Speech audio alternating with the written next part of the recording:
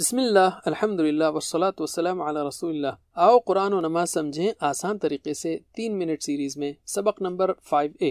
اعوذ باللہ من الشیطان الرجیم، بسم اللہ الرحمن الرحیم، الحمدللہ رب العالمین الرحمن الرحیم۔ ہم سیکھ رہے ہیں آیت الرحمن الرحیم۔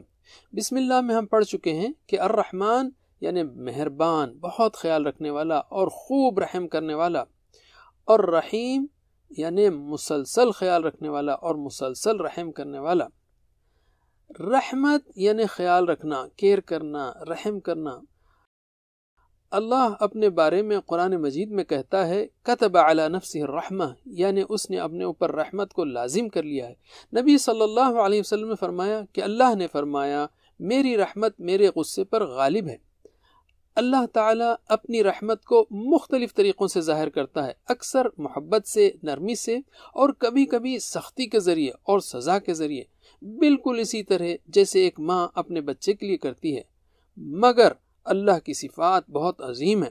اللہ کی رحمت کو مت بھولیے۔ جب بھی آپ کو کوئی خوشی ملے، اپنے دل، اپنی زبان اور اپنے کاموں سے ضرور اللہ تعالیٰ کا شکر ادا کیجیے، اور جب کوئی آزمائش آئے تو ہرگز ڈپریشن اور مایوسی میں مت جائیے۔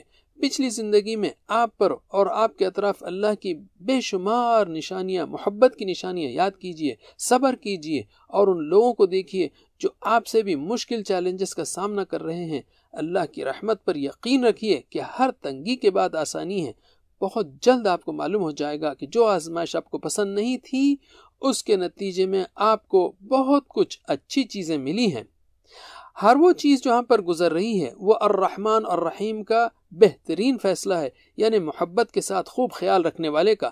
اللہ کے متعلق ہمیشہ مثبت سوچ رکھیے، اور یہ صرف پازیٹیو تھنکنگ سے 1000 گنا بہتر ہے جو مغرب یا مشرق کے ذریعے پیش کی جاتی ہے۔ آپ کا گلاس آدھا خالی ہے یا آدھا بھرا ہوا، جو بھی آپ کا جواب ہوگا وہ زندگی پر آپ کی سوچ اور آپ کی شخصیت کے بارے میں بتائے گا۔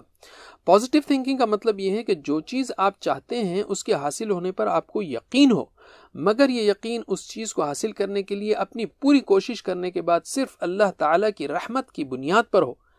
یہ ہے عادت نمبر 5، یعنی اللہ کے بارے میں پازیٹیو تھنکنگ رکھنا۔